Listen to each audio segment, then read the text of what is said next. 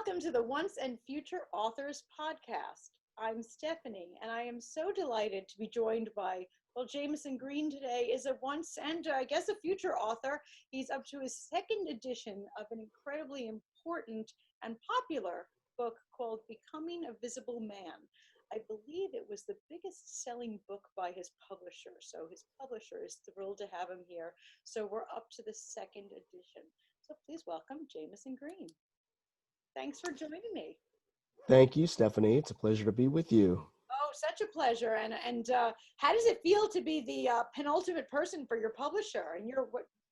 Well, it's an academic press, so they often don't expect to sell large numbers of copies. So it's a great honor, though. It's a great distinction, and I think what it means basically is that my book, which was originally published in 2004, is officially a classic in this field, and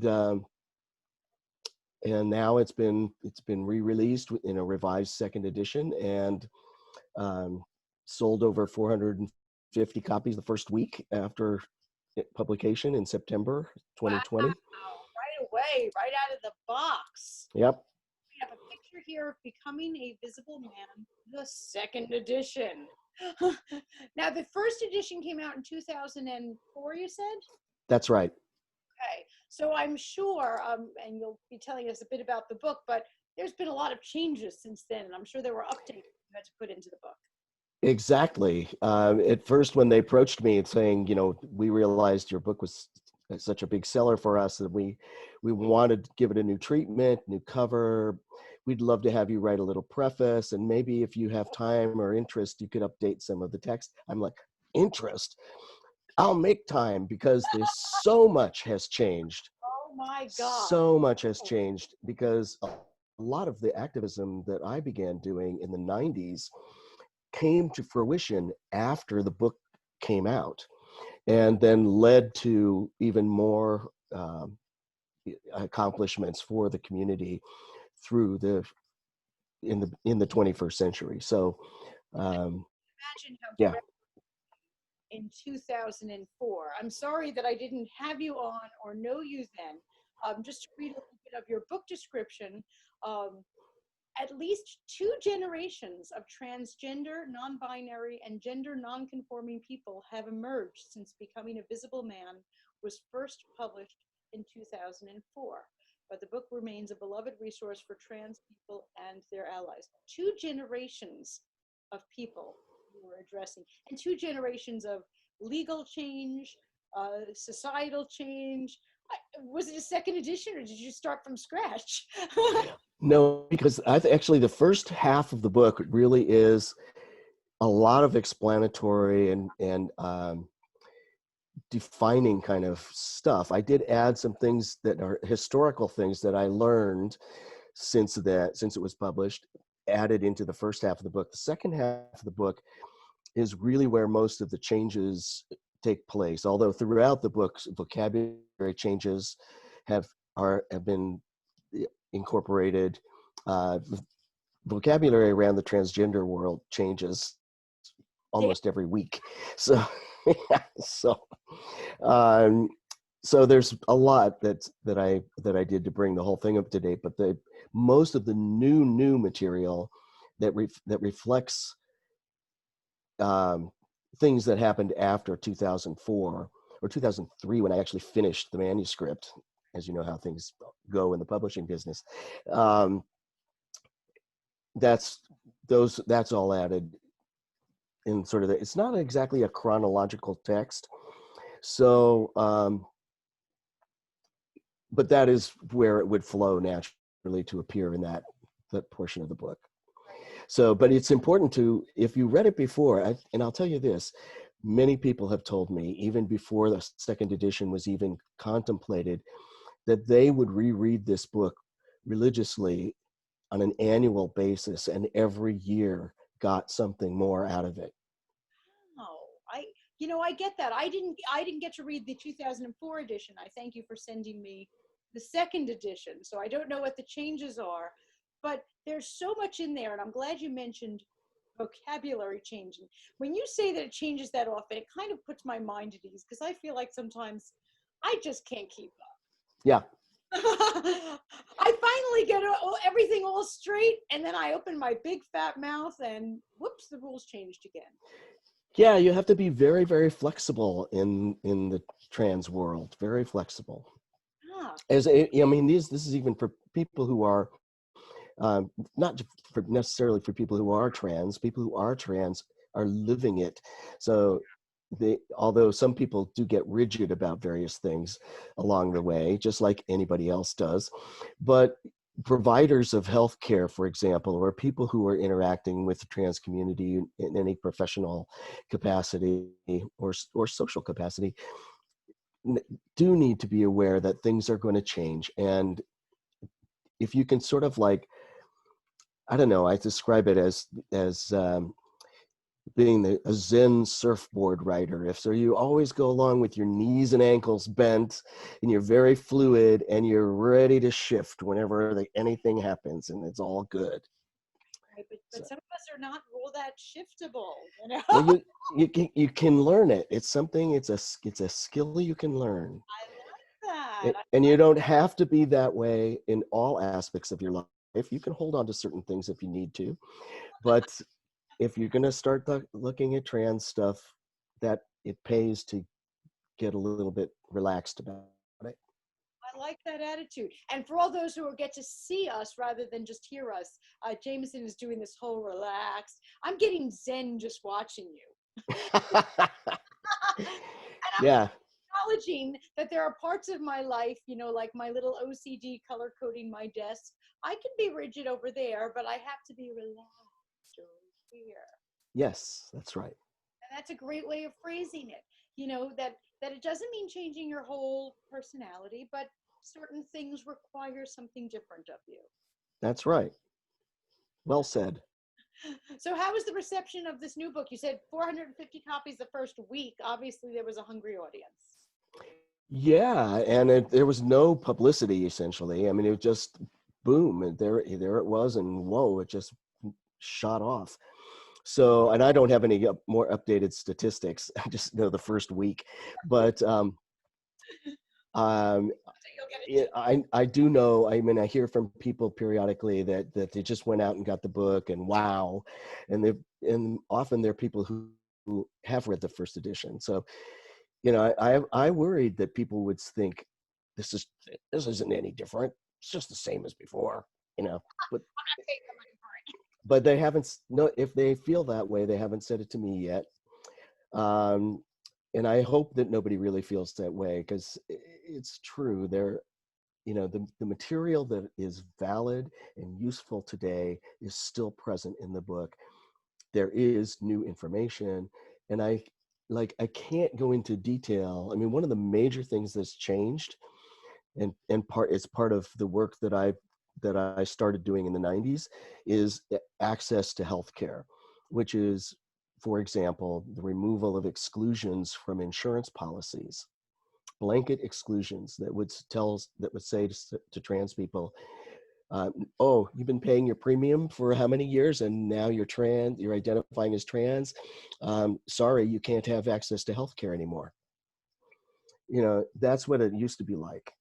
And you know, through a lot of the work that I and many other people along the way have done, that isn't the case as universally as it used to be. I mean, people still run into problems, but um, so I can't, because insurance is administered on a state level. It's state by state by state. So when policy changes happen, they have to happen on a statewide basis in 50 states. So I can't describe that in a book that's 250 pages long. I can say very basically, watch your insurance policy, but and I can say that things happened, that we did make progress, but I can't go into all the specifics about it. It's not that level of detail. And then of course there's been so many legal cases that have been incredible wins for the trans community. And so I've highlighted a few of those and generally spoken about the fields of influence that they reach, that those cases will reach. But you know, it's not a textbook in the sense that it's an encyclopedia. Um, it's meant to be read and felt and experienced and absorbed, and I want people to come away from it not necessarily feeling like they know everything there is to know, but that they know that trans people are part of humanity. Beautifully said. I wonder, is it frightening? Now, of course, you work in this area daily, but when you write a book like this, and it is such a popular book, you are kind of the torchbearer of the message. Is it a little frightening? Have you gotten any, people, well, who do you think you are to speak for all of us, kind of an attitude? Well, I've over the years I've heard that. I've always been very, very careful to say that I do not speak for everyone. I am I am an expert in many aspects of this, but I am mostly an expert in my own story. Um, I try very hard to be as inclusive as possible and to to bring in other voices.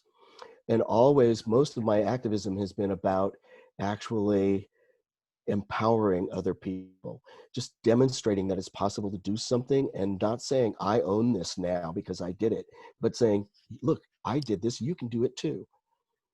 You know, that has been my approach. And so usually when people have that kind of, well, who are you reaction, it tells me they're not familiar with my work.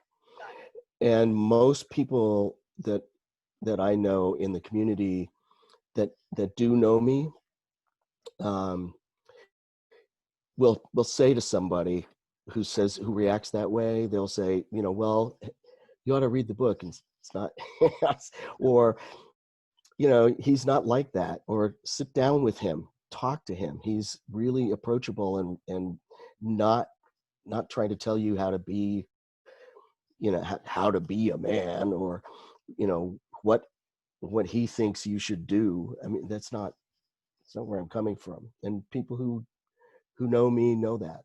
Right. And isn't that the case so often with all sorts of topics? The people who Yep. are biggest critics, they didn't read the book, or they didn't meet or speak with you personally, or those are the people who criticize the most and Right. Yeah. but what you said about um, not necessarily an expert on, I'll call it the trans experience for everyone, but you are an expert on your experience.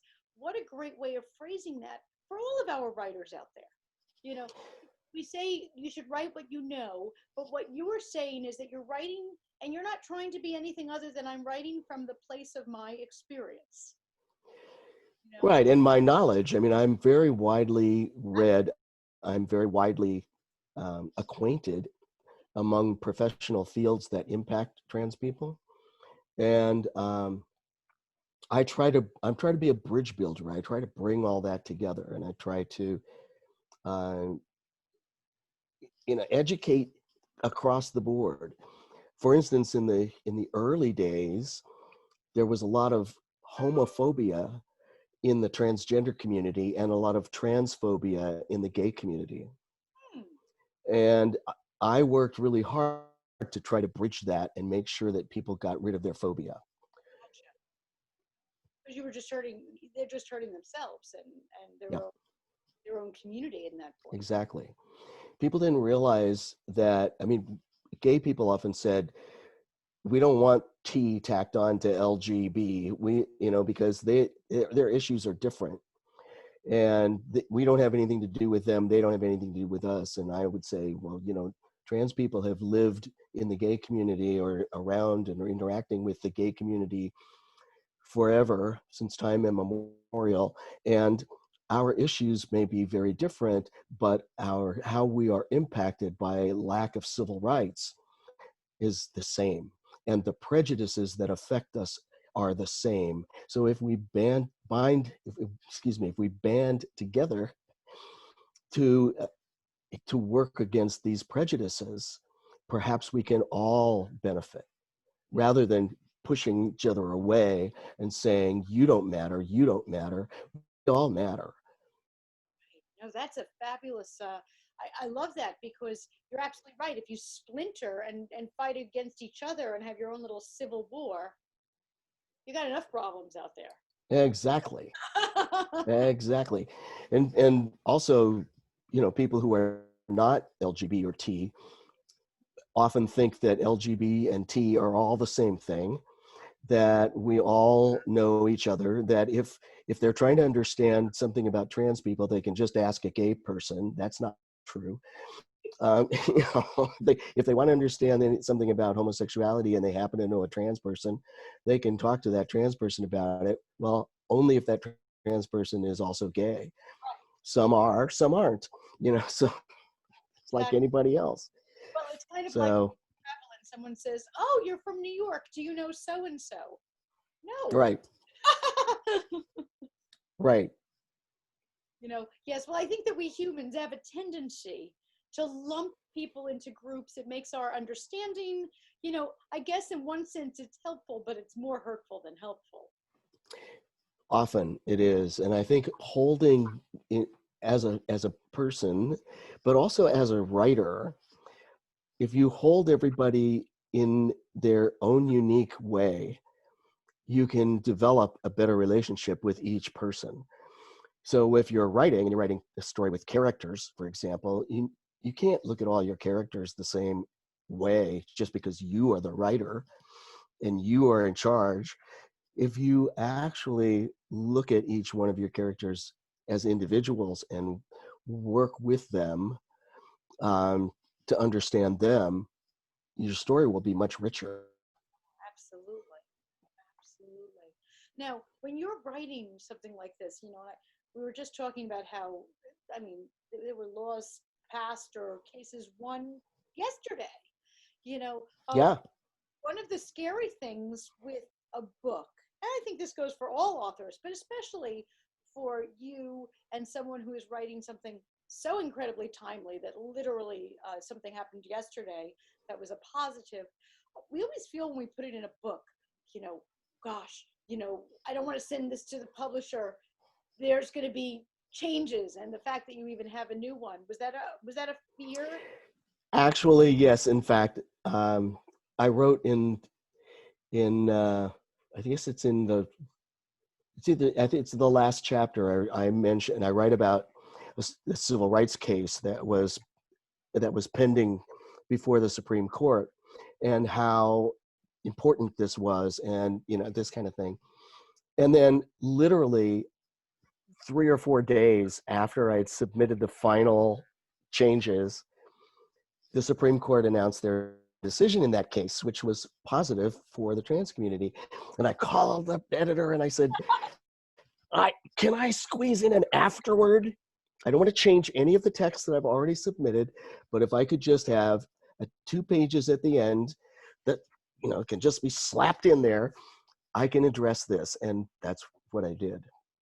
So, and then of course, a couple of months later, some other thing happens, but you have to let go at a certain point. But that one was actually really, really important. And in the afterword, I was able to connect that event with something from the very early part of the book, with some history that I had put in the earlier part of the book. And so I bridged the whole evolution of the trans men, in particular trans men's community, in the afterword, because of that Supreme Court case. So that was really satisfying.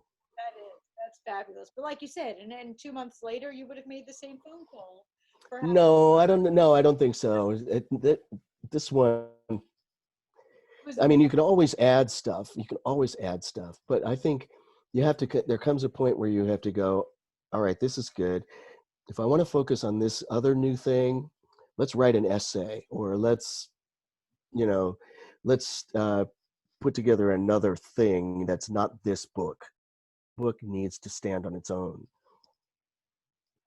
Now, when you were writing the book, either version, were you thinking primarily of the trans community reading this and understanding themselves, or the non-trans community reading this and understanding the trans?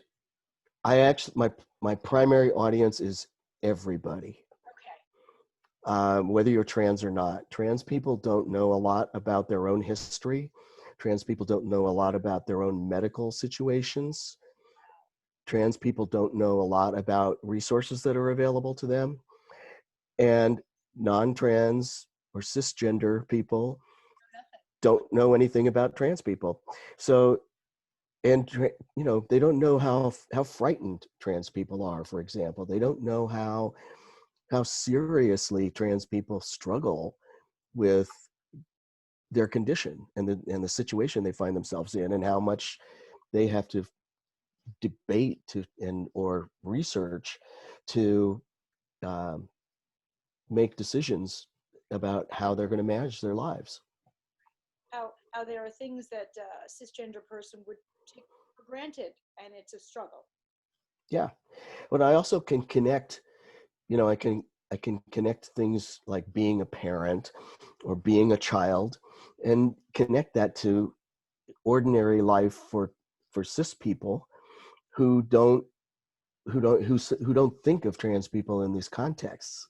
They think of us either as something that ought to be erased, or something that's frightening, or whatever. They don't round us out. They don't um, they don't think about us as human sometimes. As somebody's child, Yeah, somebody's yeah. of those things. That's true. I think that people might have an image, 30-year-old man or something, but they don't actually see a whole range. Right. And, people, it's only been recently that even trans people have been aware that trans people get old. Hmm, that's interesting, Yeah. because that's also one of these things that now that, as you said, there are two more generations. Um, well, now you can get old. Mm. Isn't that a gift? Yeah, absolutely. As many young trans people have don't have an image of themselves aging. They don't often think they're going to live beyond the age of 30 or 40 years old.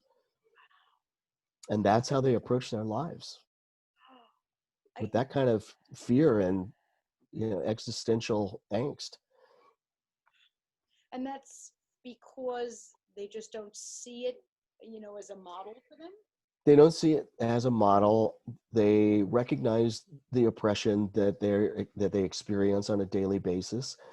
They don't know how they're going to survive. So they figure Then maybe. they see the assaults that are the political assaults that are made on our community, that people who've never met anybody who's trans will stand up and introduce legislation to criminalize doctors who treat us. That has actually happened in the United States in the past year.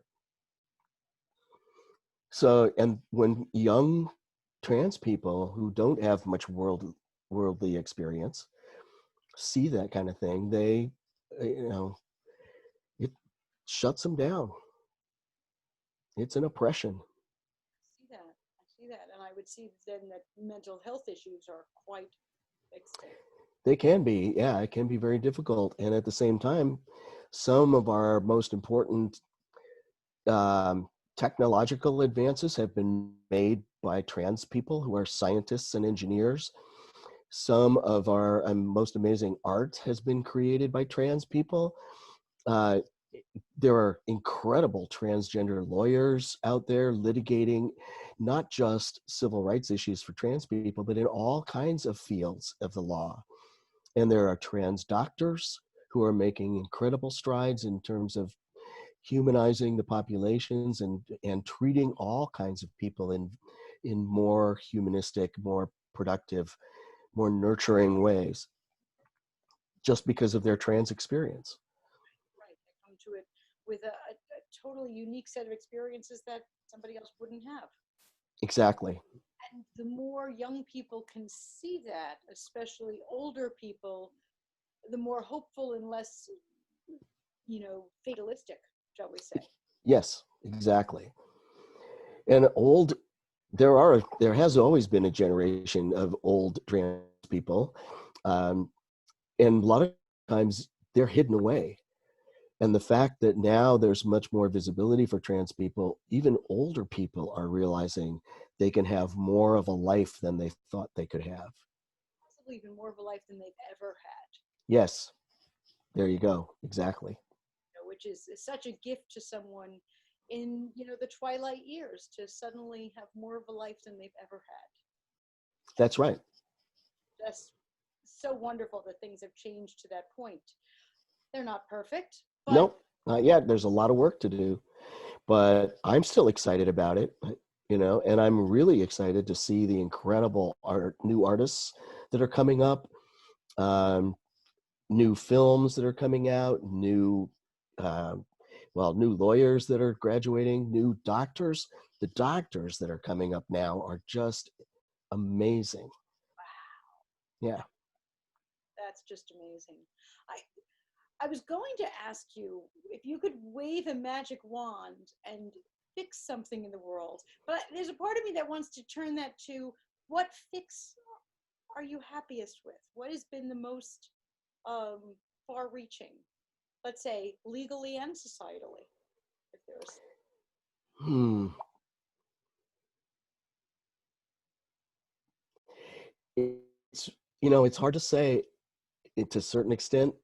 I mean, the work that I've done in insurance policy arena, which is I based my work in the workplace because I realized as an individual, I had no power over insurance companies. Who has power? The customer. Who buys big insurance policies? Employers. So I leveraged the city of San Francisco as an employer to influence the Human Rights Campaign's Corporate Equality Index, and then worked with the Human Rights Campaign to provide training for corporations to start meeting the Corporate Equality Index requirement to have inclusive health coverage that would take care of their trans employees, and to move their to make it just beyond much more inclusive and more far reaching than just, oh, let's have a policy that says we don't discriminate. That was the first requirement. That was the big ask in the beginning in 2002. Just add gender identity and expression to your non-discrimination policy. No, that's not enough. Uh, but we start there and we build on that. And I think that, and in many respects, I think that's one of the most far-reaching things that I've done. And I've, of course, brought in many, many, many scores of people to help do trainings, to help develop policy, all of this stuff. But it started with a vision that I had in the mid 90s, actually mid 90s in San Francisco. And it took 6 years after I had this little spark of inspiration. And that this part is described in the book but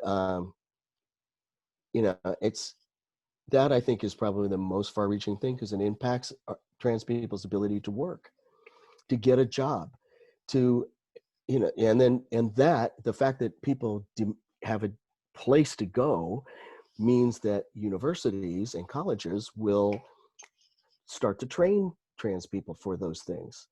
They will realize, oh, there's trans students. There's, it just expands. So that was probably the biggest sort of tangible thing. But really,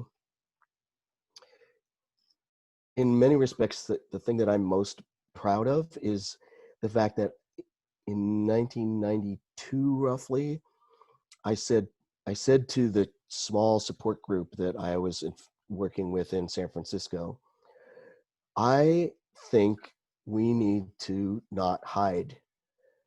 I think we need to not be ashamed of ourselves.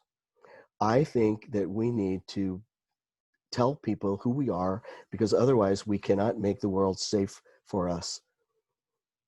Who's going to do that if not us? And so I started doing that. And I think that, and I know that my example has empowered thousands and thousands of people. Well, I'm sure that was incredibly scary at first. It was, and people begged me, many people begged me not to be in a documentary film, or not to go on television, or not to start doing lectures or trainings, because they feared that if people knew we were there, that they would take away the few things that they actually had, the things they thought they had, which they really, it was paltry what we had back then. But people had scraped so hard to get at that stuff, and they didn't want to lose it. They were afraid if we overstepped our bounds, they would say, "Oh, you don't deserve this anymore. We're taking that away. Oh, we're not going to do any surgeries on you anymore. No, we're never going to give you hormones again." Well, kind of like when you have a little bit of sand or water and squeezing it so hard because you're afraid of losing it. Yes, exactly. But I knew that if we didn't lose this underlying sense of shame about who we are as human beings, that we don't really deserve to be here, that we would not survive. You were right. And you didn't go backward. So that's yeah, that's the big thing that I think is less visible, less tangible, that I'm proud of. That's fabulous. That's brave, unbelievably courageous to take that step. I can't even imagine. Now, I know that if we could wave our magic wand and get every person in the world to read the book, well, I mean, your publisher would. So, Yes. So would I. a check in the mail. But can you give us a nugget? What would you love if we could just, put inside every single fortune cookie something that everybody would embrace? Is there something that if you could just get us all to understand one thing that would make the biggest change?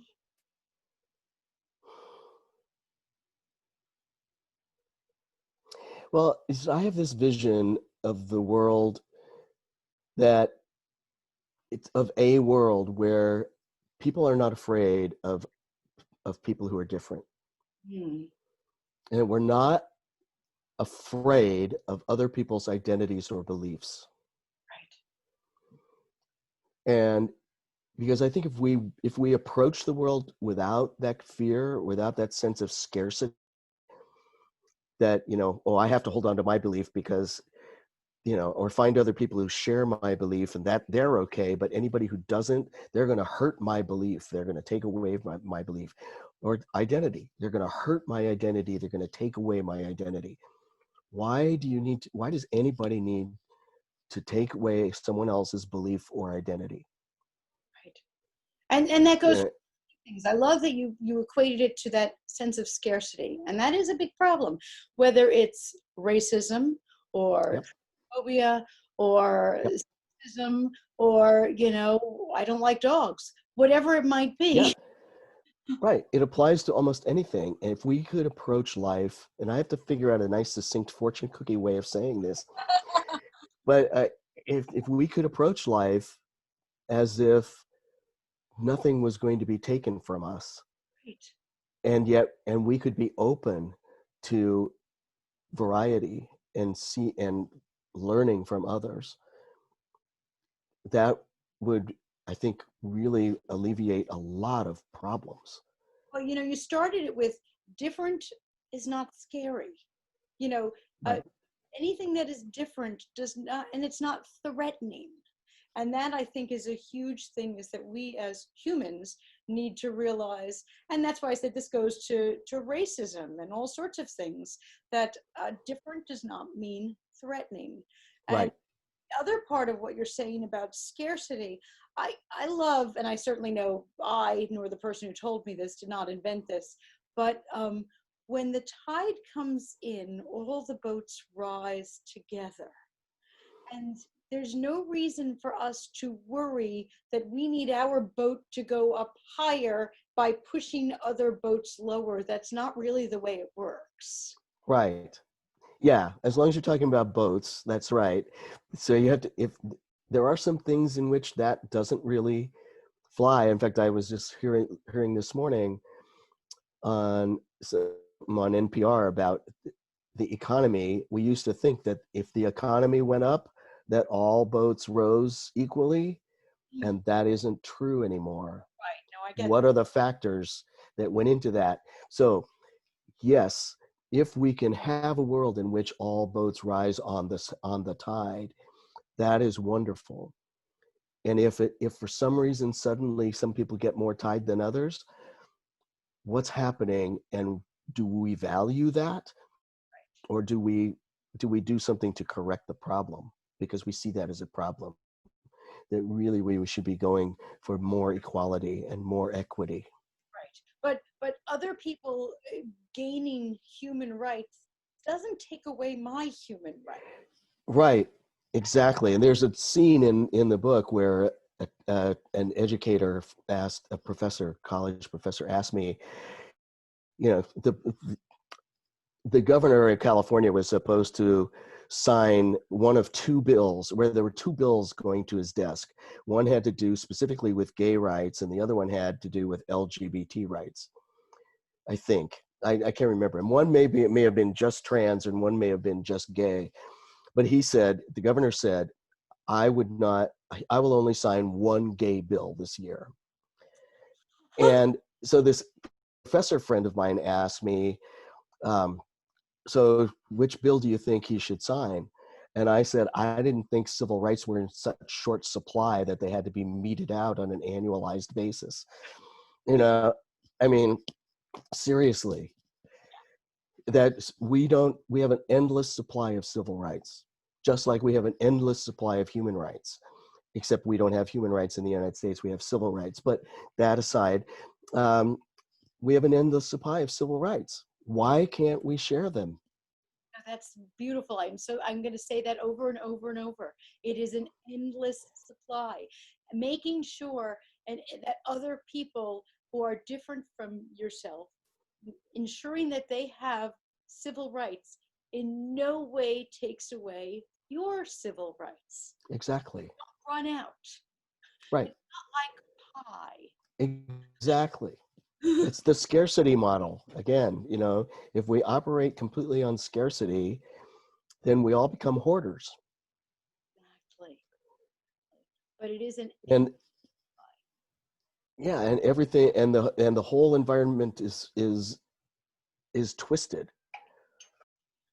because things are clumped and not distributed.